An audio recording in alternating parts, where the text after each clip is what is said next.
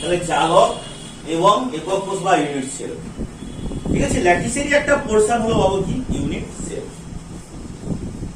জালক এই ল্যাটিস সাধারণত এটা 3 ডাইমেনশন হতে পারে, 2 ডাইমেনশনও হতে পারে। বুঝা গেল কি বললাম?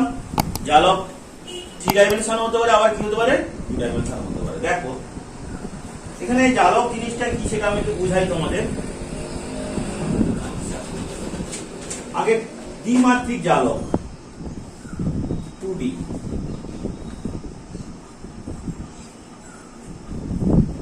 তাদের যে অণুগুলোর অ্যারেঞ্জমেন্ট, তারপর ধরো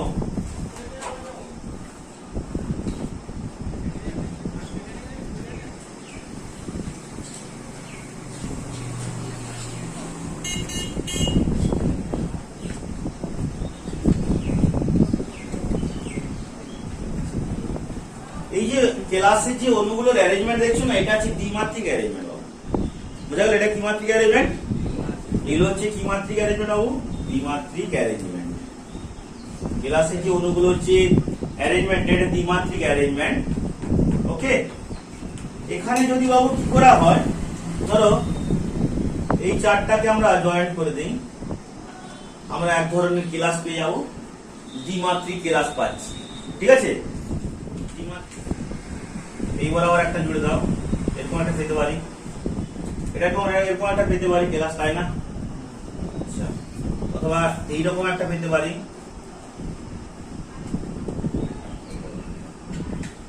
হতে পারে।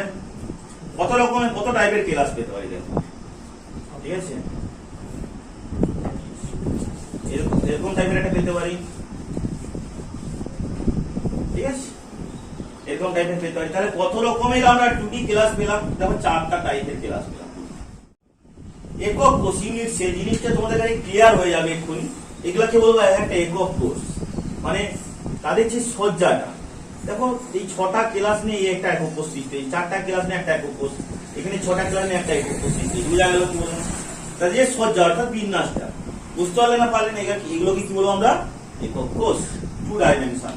এবার যদি আমরা 3 ডাইমেনশন একক কোষ দেখি, এখানে 3 ডাইমেনশনে 3D, আমি 3D একক কোষটা দেখি, কি করবো বাবু দেখো একটু।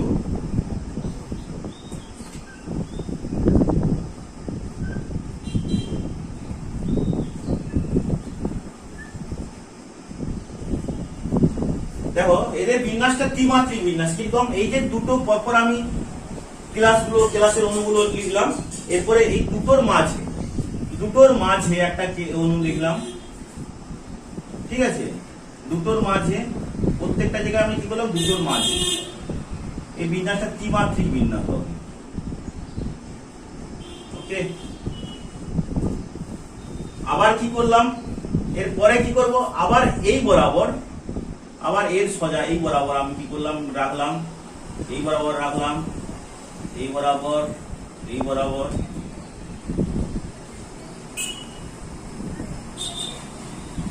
আবার এর পরের বিন্যাসটা কি করবো বাবু? আবার এই সোজা রাখবো, এই দুটোর মিডিলে, এইখানে, এখানে, এখানে, এখানে, এখানে, এখানে।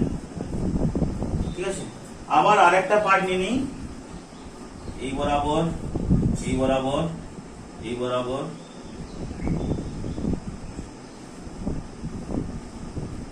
বলবে স্যার এটা কি করে দ্বিমাত্রিক বিন্যাস? এটাও তো দ্বিমাত্রিকের মতো লাগছে, তাই না? দেখো একটু সবাই লক্ষ্য করো বাবু, এটা কি করে দ্বিমাত্রিক বিন্যাস আমাদের পাচ্ছে, তাই না? দেখা যাক। ঠিক আছে, সাপোজ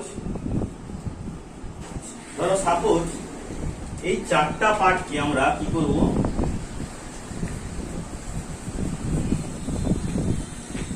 সাপোজ ধরো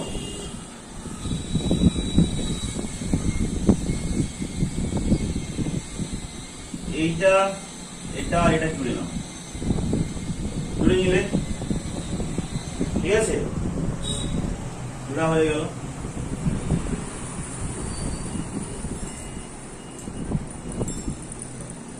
এটা, এটা, এটা, এই 3টা জুড়ে নাও, জুড়ে দিলাম, এই 4টা জুড়ে দিলাম। তারপরে কি করবো বাবু? এটা থেকে এটা যোগ করব, এটা থেকে এটা যোগ করব, এটা থেকে এটা, আর এটা থেকে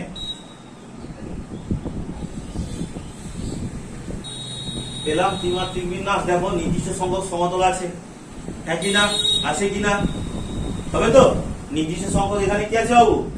সমতল আছে, এটা ত্রিমাত্রিক বিন্যাস, হবে তো? আবার দেখো বাবু, এটাকে কি বলবো? একটা একক কোষ, ইউনিট সেল। দেখো মানে ধরো একটা আমাদের যে বাড়ি তোলা হয় না, ঘর, ইটের যে দেওয়াল পর এটা আমরা কি করলাম? থাক থাক তুলে দিলাম। ওই একটা ইটকে কি বলবো আমরা? একক কোষ বা ইউনিট সেল। মানে এটাকে যদি আবার জুড়ে দেওয়া হয় কি হবে? দেখো বাবু, এরকম হবে, এটার সঙ্গে এটা জুড়লাম, এটা জুড়লাম, এটা জুড়লাম, নিচে এটা জুড়লাম, এটা জুড়লাম, এটা জুড়লাম, এইখানে লাগালাম, এটা এখানে লাগালাম। দেখো আবার একটা ইউনিট সেট হয়ে গেছে। পরপর পর চলতে থাকবে। যেমন ধরো সাপোজ এই রুবিক্স কিউবটা দেখো বাবু, রুবিক্স কিউবটাই দেখো প্রত্যেকটা এটা টোটালটাই কতগুলো, অনেকগুলো ছোট ছোট ছোট ছোট ছোট ছোট বক্স দিয়ে তৈরি এই রুবিক্স কিউবটা, তাই না? এই ছোট ছোট পার্ট গুলো মানে স্মলেস্ট পার্ট যেটা বলবো, ছোট ছোট পার্ট গুলোকে বলবো আমরা কি বলবো? একক কোষ, ইউনিট সেল। আর টোটালটাকে, টোটাল যে রুবিক্স কিউবটাকে, এটাকে কি বলবো আমরা বাবু? ল্যাটিস বা জালক। বুঝা গেল? টোটালটাকে আমরা কি বলবো? ল্যাটিস বা জালক। আর ছোট ছোট এই পার্ট গুলোকে বলবো কি আমরা? Unit cell. আবার দেখো পরের পার্ট, আবার এখানে তুমি জুড়ে দাও, আবার জুড়ে দাও, আর একটা ওই হয়ে যাবে। জুড়ো, এই জুড়লে, এই জুড়লে, এই জুড়লে, এই জুড়লে, বাস। এবার এটা এখানে, পরপর পরপর এরকম করে কি চলতে থাকবে বাবু? একটা একটা করে ইউনিট সেল গঠন হয়ে যাবে। এগুলো 3D ইউনিট সেল, এদের নির্দিষ্ট সংখ্যক তল থাকবে বাবু। আর এগুলো কি আমরা কি বলবো? 2D ইউনিট সেল, যাতে নির্দিষ্ট সংখ্যক কি থাকবে না বাবু? তল থাকবে। আশা করি বুঝতে পেরেছো।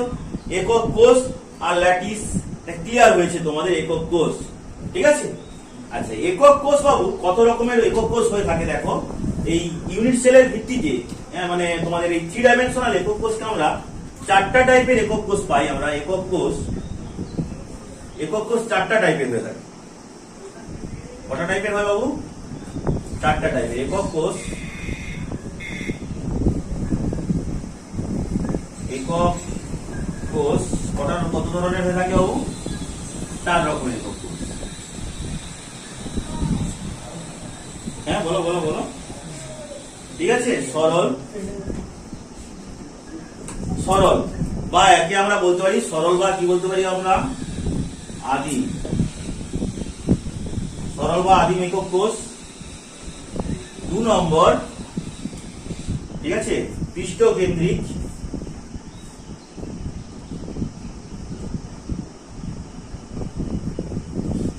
পৃষ্ঠকেন্দ্রিক একক কোষ। দেহকেন্দ্রিক।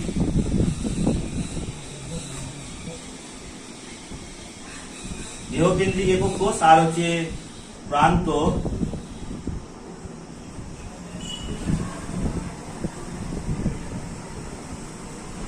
কেন্দ্রিক একক কোষ। ঠিক আছে, তাহলে কি পেলাম? সরল, পৃষ্ঠকেন্দ্রিক, দেহকেন্দ্রিক, প্রান্ত কেন্দ্রিক একক কোষ। ঠিক আছে, বুঝতে পারলে না পারলে নি? ঠিক আছে, তাহলে কি পেলাম? সরল, পৃষ্ঠকেন্দ্রিক, দেহকেন্দ্রিক আর প্রান্ত। সরল বা আদিম, প্রিমিটিভ, যাকে বলবো আমরা প্রিমিটিভ। পৃষ্ঠকেন্দ্রিককে কি বলবো আমরা? Face centre. ঠিক আছে, দেহকেন্দ্রিককে বলবো বডি সেন্টার, আর প্রান্ত কেন্দ্রিককে বলবো আমরা এন্ড সেন্টার। বুঝা গেল? 4 ধরনের আমরা একক কোষ পাই। এবারে তাহলে সরল একক কোষ। সরল একক কোষ কিরকম হবে বাবু? আমি এরকম ধরনের সরল একক কোষ পাবো।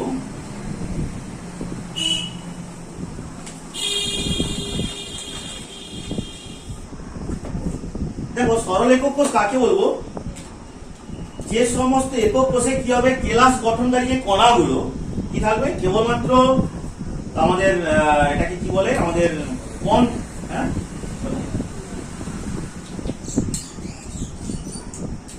কর্নারগুলোতে, এই কণাগুলো কি হবে? কর্নারগুলোতে কি করবে বাবু?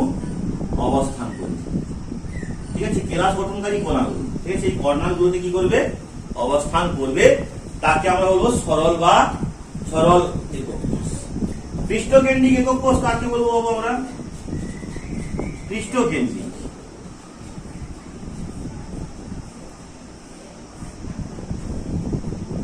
পৃষ্ঠকেন্দ্রিক একক কোষ কাকে বলবো আমরা? ঠিক আছে, যে একক কোষে কণাগুলো কি থাকবে? কর্নারগুলোতে অবস্থান করবে। মাস্ট কণাগুলোতে অবস্থান করবে। ঠিক আছে। আর কোথায় অবস্থান করে? পৃষ্ঠতে। পৃষ্ঠ বলতে কোন পৃষ্ঠ? উপরের একটা পৃষ্ঠ হচ্ছে না, যাই হোক এটা উপরের পৃষ্ঠ, এই পাশের একটা পৃষ্ঠ, সামনের একটা পৃষ্ঠ এটা। আচ্ছা পিছনের পৃষ্ঠতে হয়ে যাবে এইখানটাতে হবে, পিছনের পৃষ্ঠতে জাস্ট এইখানটাতে হবে পিছনের একটা পৃষ্ঠ, সামনের পৃষ্ঠ এটা, আর এই দিকের পৃষ্ঠে একটা, আর নিচের পৃষ্ঠে থাকবে এইখানটা। ঠিক আছে, তাহলে যাদের হচ্ছে পৃষ্ঠতে থাকবে কি থাকবে দেখো, একটা উপরের পৃষ্ঠ, মানে পৃষ্ঠ বলতে কি, মানে এই উপরের পৃষ্ঠ, এখানে একটা, এখানে একটা, এখানে একটা, এখানে একটা, এখানে একটা, তাই না? বুঝে যাচ্ছে তো কি বললাম? তাহলে কোন কোন পৃষ্ঠে থাকবে? এখানে, এখানে, এখানে, এখানে, এখানে, এখানে, প্রত্যেকটা পৃষ্ঠে 6টা পৃষ্ঠে থাকবে, প্লাস কর্নার গুলোতে থাকবে। তাকে বলবো আমরা পৃষ্ঠ কেন্দ্রিক। আর সরল বা আদিম হলে কি হবে? শুধু কর্নার গুলোতে থাকবে আমাদের, ঠিক আছে। আচ্ছা, আর দেহ কেন্দ্রিক হলে কি হবে বাবু? দেহ কেন্দ্রিক হলে কি দেখতে কেমন হবে দেখো, জায়গাটা একটু শর্ট হয়ে গেছে। দেহ কেন্দ্রিক একক কোষ হলে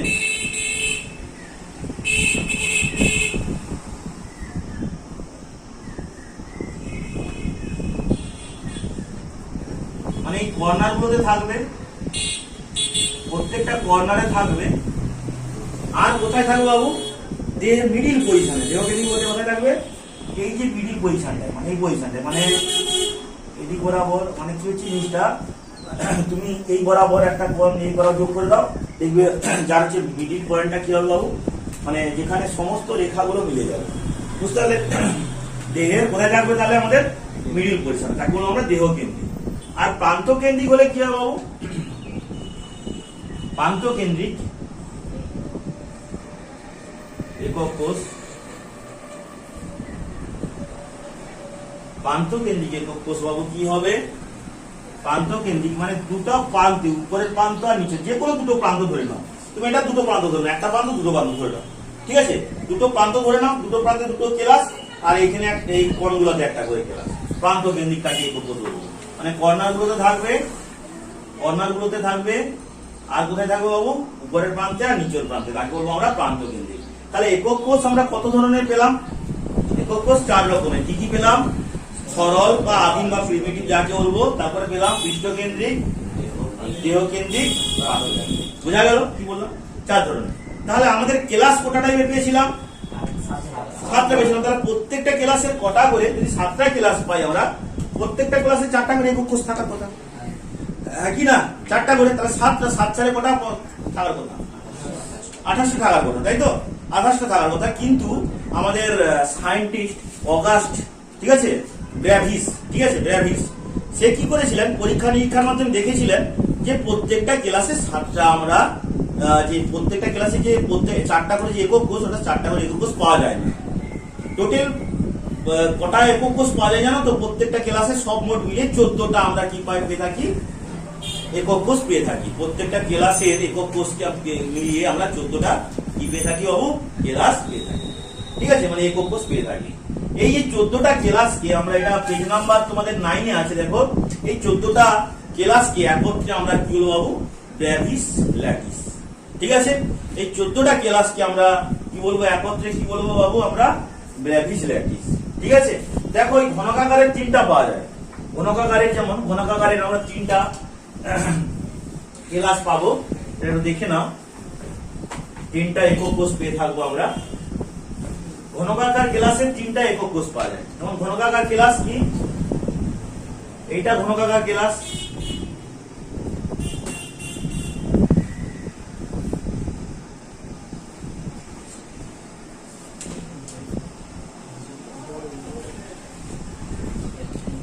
ঘনকাকার ক্লাসের একটা পাওয়া যায় সরল, পাওয়া যায় সরল একক কোষ, ওকে। এটা কি পাওয়া যায়?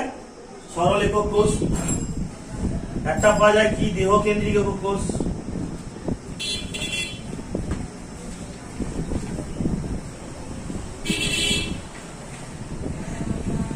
দেহ কেন্দ্রিক বলতে বডির মিডিলে একটা থাকবে আর কর্নার গুলোতে একটা থাকবে, দেহ কেন্দ্রিক একক কোষ। আর পাওয়া যায় পৃষ্ঠ কেন্দ্রিক একক কোষ। তাহলে এর ক্ষেত্রে প্রান্ত কেন্দ্রিকটা আমরা পাই না। বুঝতে পারলে কি বললাম? এর ক্ষেত্রে আমরা কি পাই না? কোন ক্লাসটা পাই না গো? প্রান্ত কেন্দ্রিকটা পাই না। আছে, এই কর্নারে এই কর্নারে এই কর্নারে এই কর্নারে প্রত্যেকটা কর্নার একটা করে থাকবে এবং প্রত্যেকটা ফেসে প্রত্যেকটা পৃষ্ঠে, এই পৃষ্ঠে একটা, আচ্ছা এই পৃষ্ঠে একটা থাকবে, এই পৃষ্ঠে একটা, পিছনের পৃষ্ঠ থেকে এইটা এখানে হয়ে যাবে, সামনের পৃষ্ঠ থেকে এইটা একটা হয়ে গেল, এখানে একটা থাকবে আর নিচের পৃষ্ঠের এইখানটাতে থাকবে। চলো তাহলে এরকম করে পৃষ্ঠে একটা করে থাকবে, মানে প্রত্যেকটা পৃষ্ঠে পৃষ্ঠে প্রত্যেকটা পৃষ্ঠে ছটা যে পৃষ্ঠ, এই ছটা যে পৃষ্ঠ তো প্রত্যেকটা পৃষ্ঠে, এটা একটা, এখানে একটা, এখানে একটা, এখানে একটা, আর নিচে একটা, উপরে একটা, তাই তো? এবং প্রত্যেকটা কর্নারে একটা। আর দেহ কেন্দ্রিক হলে বডির একবারে মিডিলে, মানে ঘরটা যদি আমরা রুমটাকে দেখে নিই, রুমটা হলটা, হলের মিডিলে একটা মানে পয়েন্ট, ঠিক আছে, আর কর্নারে প্রত্যেকটা কর্নারে একটা করে, ঠিক আছে, এটা হলো দেহ কেন্দ্রিক, বুঝতে পারলে? তোমার ঘরের মিডিলটায় একটা পয়েন্ট আর চারদিকে কোণগুলোতে একটা আছে, ঠিক আছে। আর সরল, এটা সরল কেলাস। তাহলে ঘনকাকার কেলাসের আমরা তিনটা আমরা একক কোষ পেয়ে যাবো, সরল, দেহকেন্দ্রিক আর পৃষ্ঠকেন্দ্রিক। আচ্ছা, আর যে আমাদের অর্থরম্বিক কেলাসের আমরা চারটা পাই, সরল, অর্থরম্বিক, দেহকেন্দ্রিক, পৃষ্ঠকেন্দ্রিক আর প্রান্তকেন্দ্রিক। অর্থরম্বিক কেলাসে চারটা আমরা কেলাস পেয়ে থাকি, এটা যে করে এঁকে নাম ক্লাসগুলো, বইয়ে আঁকা রয়েছে, তবে একটু আঁকতে থাকো, প্র্যাকটিস হয়ে যাবে তোমাদেরও। একটা পাবো সরল, কর্নার গুলোতে থাকবে, ঠিক আছে, সরল কর্নার গুলোতে থাকবে একটা করে, বুঝতে পারলে? এরপর আমাদের চলে যাব দেহ কেন্দ্রিক।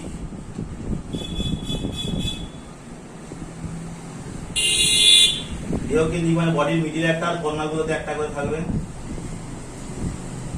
দেহ কেন্দ্রিক। এরপর পৃষ্ঠ কেন্দ্রিক, প্রত্যেকটা পৃষ্ঠে একটা করে থাকবে,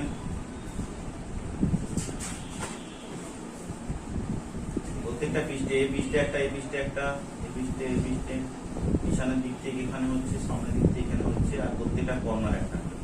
এটা যে পৃষ্ঠ কেন্দ্রিক একক কোষ। আর একটা হয়ে যাবে কি প্রান্ত কেন্দ্রিক, একটা হয়ে যাবে প্রান্ত কেন্দ্রিক, প্রান্তে একটা, এই প্রান্তে একটা, আর প্রত্যেকটা কর্নার একটা। তাহলে এগুলো হচ্ছে অর্থরম্বিক কেলাসের। তাহলে কটা পেলাম এখানে? চারটা, তিনটা, সাতটা পেয়ে গেলাম, ঠিক আছে। ঘনকাকার কেলাস, ঘনকাকার, আচ্ছা, ট্রাইক্লিনিক এবং রম্বোহেড্রাল। রম্বোহেড্রালেরও আমরা একটাই কেলাস পাবো, সেটা কি পাবো? রম্বোহেড্রাল, রম্বসের মতো যেটা দেখতে আমাদের, এটার ক্ষেত্রে একটাই পাবো আমরা, সরল, শুধু সরলটা পাবো আমরা, মানে শুধু কর্নার গুলোতে থাকবে। রম্বোহেড্রালের ক্ষেত্রে শুধু কোথায় থাকবে বাবু? কর্নার গুলোতে থাকবে। হেক্সাগোনালের ক্ষেত্রে কোথায় থাকবে? হেক্সাগোনালের ক্ষেত্রে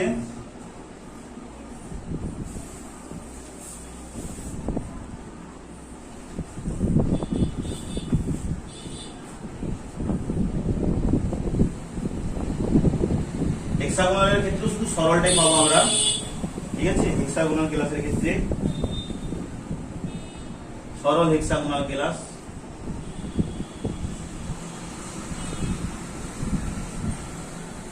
বুঝতে পারলেন? এরকম ধরনের হবে কেলাসটা, ক্লাসের গঠনটা। এখানে একটা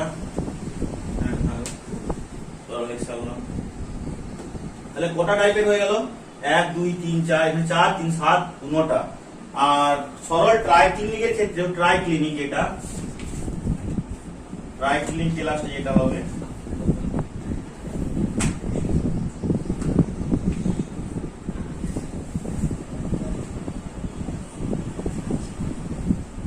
এরকম ধরনের, এটা সরল ট্রাইক্লিনিক, ঠিক আছে।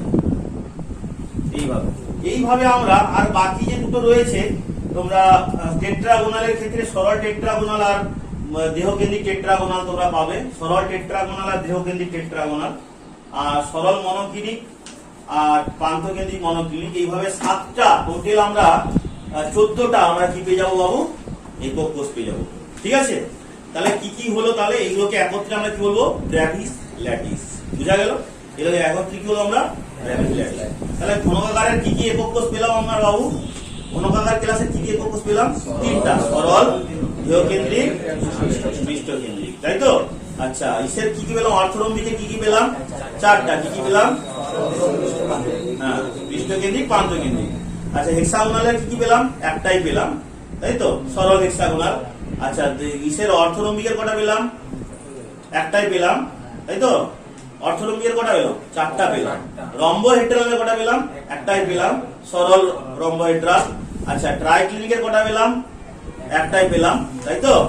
আচ্ছা, তারপরে বলো মনোক্লিনিকের কটা পেলাম? দুটো পেলাম, একটা দেহকেন্দ্রিক, একটা যে সরল, আর একটা প্রান্ত কেন্দ্রিক, তাই তো। আচ্ছা, আর কি পেলাম? টেট্রাগোনালের কটা পেলাম? দুটো, একটা দেহকেন্দ্রিক আর সরল, তাই তো। এইগুলো পেলাম। যারা আমাকে ইউটিউবে আমার ক্লাস দেখছে, যদি ভালো লাগে তোমরা সাবস্ক্রাইব করবে চ্যানেলটাকে, আর একটা লাইক করে দেবে, হ্যাঁ, আর আমাকে ফলো করতে থাকো চ্যানেলে।